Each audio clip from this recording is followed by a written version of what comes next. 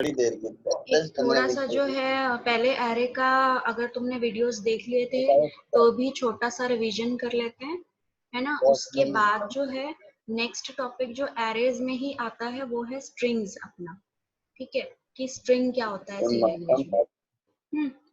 तो मैं screen share करती हूँ। यस मैम, करो करो करो फटाफट। अगर आवाज ना समझ में आए तो तुरंत चैट में बता देना, ठीक है ना। ठीक है मैम।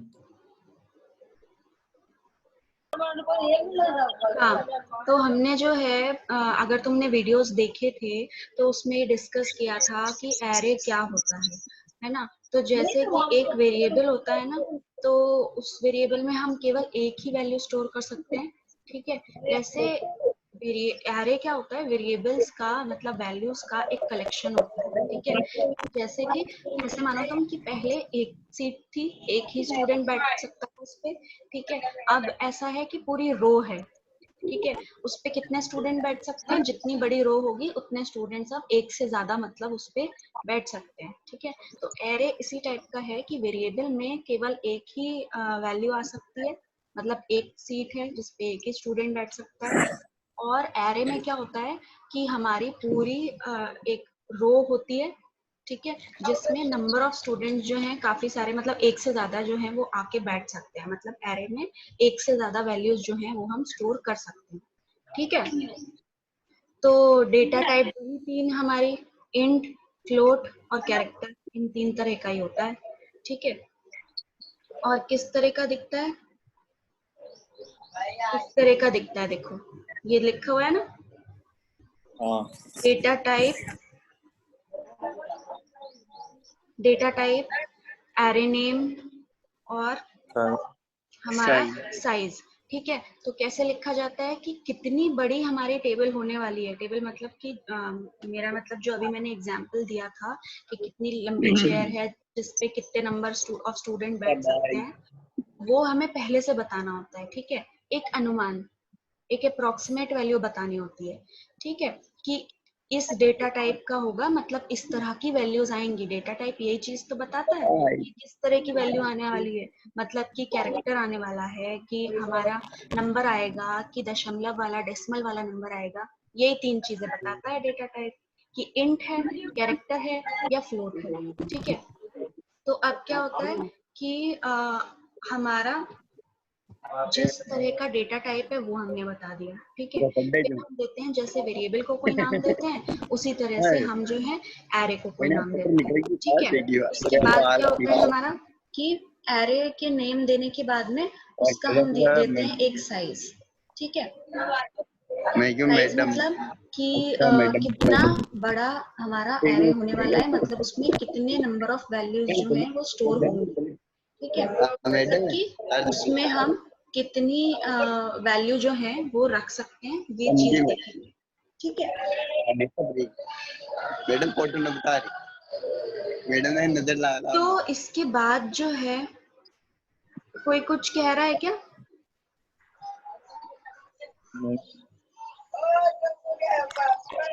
ठीक है, तो हमारा जो है इस तरह से ये चीज जो है डिक्लेयर होती है, ठीक है। इसका एग्जांपल देखो कि इंट है, ठीक है, नम है, उसके बाद स्क्वायर ब्रैकेट में हमने 10 दिया, मतलब कि इंटीजर तरह का एक हमने एरे बनाया जिसका नाम दिया नम, ठीक है, जिसमें कि हम 10 वैल्यू जो है वो स्टोर कर सकते हैं। 10 से कम भी कर सकते हैं, देखो 10 से ज्यादा नहीं कर सकते, ठीक है।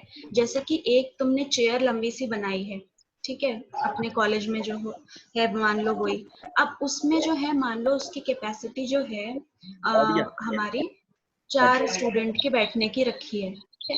तो 4 से ज्यादा नहीं बैठ सकते, 4 से कम जरूर बैठ सकते हैं, कि एक स्टूडेंट चाहे बैठे, 2 बैठे, 3 बैठे, 4 बैठे, 4 से ज्यादा नहीं बैठे, ठीक है।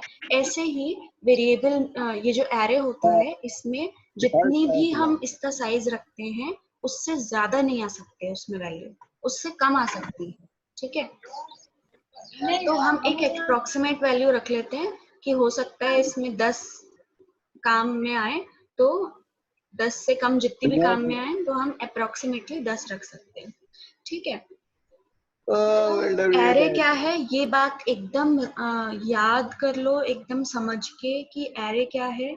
सिमिलर डेटा टाइप के वैल्यूज का एक कलेक्शन होता है, ठीक है, मतलब सेम डेटा टाइप के वैल्यूज का एक कलेक्शन, ठीक है।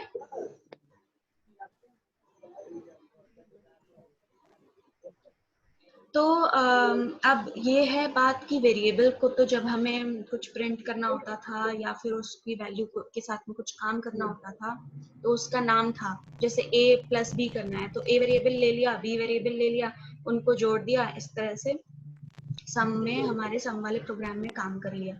अब एरे में तो एक ही नाम है, एक ही नाम से जुड़े हुए हमारे 10 वेरिएबल हैं, है ना। जैसे अभी देखा कि नम है, नम में हमारे 10 वैल्यूज को एक साथ जोड़ा हुआ है, एक ही नाम है लेकिन, तो उसकी अलग अलग वैल्यू को कैसे पहचानोगे। मान लो तुम्हें उसकी 0 पे जो वैल्यू है वो चाहिए, तुम्हें तीसरे नंबर की वैल्यू जो है उससे कुछ काम है, तो इस तरह से कैसे काम करोगे। तो उसमें क्या होता है कि नाम तो एक ही है, ठीक है, लेकिन उसको जिस ऐसे मान लो कि एक नंबर दिया जाता है, ठीक है, 0 1 2 3 4 5, इस तरह से जितना भी साइज है उतने नंबर, मतलब कि जो फर्स्ट उसकी वैल्यू होगी वो होगा नम 0, ठीक है, जो सेकंड वैल्यू होगी वो होगी नंबर 1, जो थर्ड वैल्यू होगी वो नंबर 2, ठीक है। 0 से शुरू हो रहा है इसलिए एक एक आगे बोल रही हूँ, नंबर 0 मतलब फर्स्ट वैल्यू, नंबर 1 मतलब second value, number 2 third value, इस तरह से 10 तक पहुंचते पहुंचते कौन सी वैल्यू होगी, नंबर 9, ठीक है। तो इसी तरह से जो है हर जो एरे में एक अलग अलग जितनी भी वैल्यूज होती हैं उनको एक अलग अलग पहचान मिलती है, ठीक है। कैसे पहचान मिलती है कि हम उसको इंडेक्स नंबर देते हैं, जो ये जैसे कि हमारे हर वेरिएबल का एक अलग नाम होता है, तो एरे में हर वैल्यू का कोई नाम तो नहीं होता, लेकिन हर वैल्यू को अलग अलग पहचान देने के लिए उसके इंडेक्स नंबर से बुलाया जाता है। नंबर 0, नंबर का 0 मतलब नंबर का फर्स्ट वैल्यू की हम बात कर रहे हैं, ठीक है। तो मैं आगे और क्लियर हो जाएगी।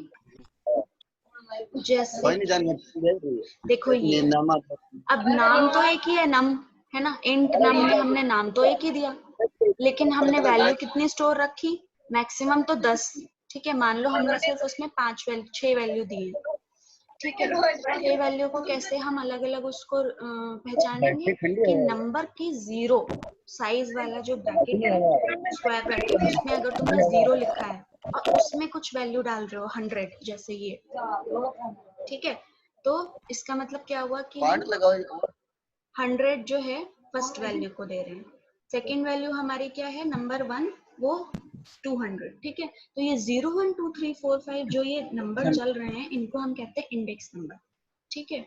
इसको आसानी से समझने के लिए एक बात मैं बताती हूँ। जैसे मान लो तुम्हारी क्लास में एक ही नाम के 3-4 बच्चे होते हैं, ठीक है, एक ही नाम के, तो कई बार टीचर्स क्या करते हैं उनके नाम के आगे 0 1 0 तो नहीं, उनके नाम के आगे 1 2 3 4 लगा देते हैं, है ना। कि मान लो राहुल नाम के 3-4 स्टूडेंट्स हैं, तो राहुल 1 प्रेजेंट है कि नहीं, राहुल 2 प्रेजेंट है, मतलब उनको पहले ही बता दिया जाता है कि आपके सरनेम के अकॉर्डिंग ये जो लोग हैं, इस तरह से आपका 0 पे ये वाला राहुल है, 1 पे ये वाला राहुल बोलेगा, 2 पे ये वाला राहुल बोलेगा, इस टाइप से उनको कई बार हम इस तरह से अटेंडेंस रजिस्टर में अरेंज करते हैं। उनके बच्चे होते हैं तो 0 1 2 3 4 बोल देते हैं उनको। तो उसी तरह से एरे में क्या है, अब सेम ही नाम है, 10 वैल्यू है, उनका एक ही नाम है, लेकिन अलग अलग को अगर हमें पहचानना है तो हम क्या करेंगे कि उनको 0 1 2 3 4 इस तरह से उनके नाम के आगे जोड़ देंगे, ठीक है। तो ये जो 0 1 2 3 4 जो होते हैं उन्हीं को हम बोलते हैं इंडेक्स नंबर, ठीक है। ये नम जो है ये तो हुआ वेरिएबल का नाम, ठीक है, ओ सॉरी एरे का नाम।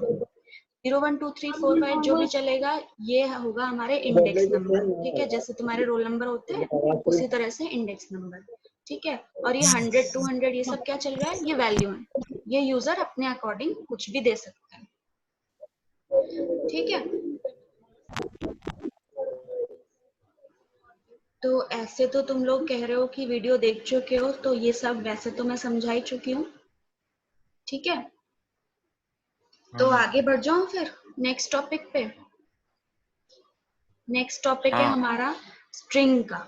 ठीक है, अब क्या होता है कि नंबर कोई भी होता है ना, मतलब इंटीजर या फ्लोट कुछ भी लेना हम, तो उसमें तो अलग अलग वैल्यू होती है हर लोकेशन पे। ठीक है, कि नंबर हमने 5 जैसे ये लिखा हुआ है 5 है इसका, तो इसमें पांचों पे अलग अलग वैल्यू है 10 20 30 40 50। ठीक है, तो अगर तुमने कभी ध्यान दिया हो तो कैरेक्टर में तो एक ही कैरेक्टर आता है ना, ए बी सी डी, इस तरह से एक ही अक्षर स्टोर कर पाओगे।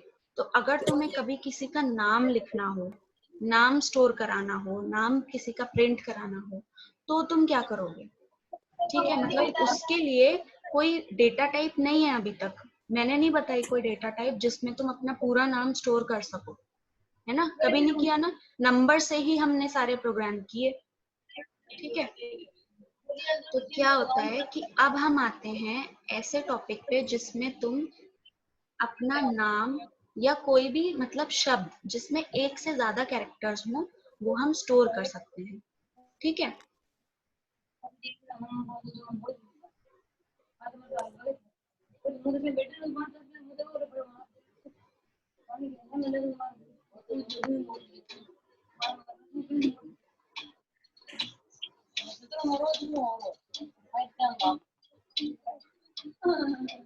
दो मिनट रुको, जरा दूसरी स्लाइड खोलो।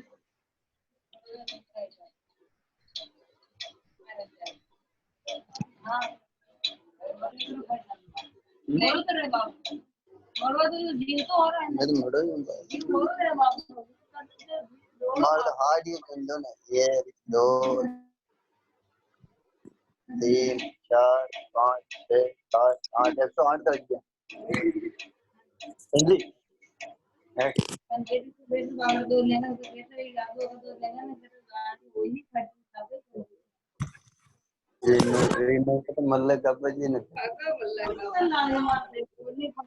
हाँ, शो हो रहा है?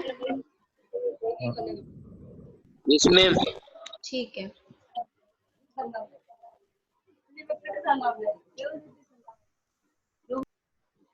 क्या करते हैं, एक काम करते हैं कि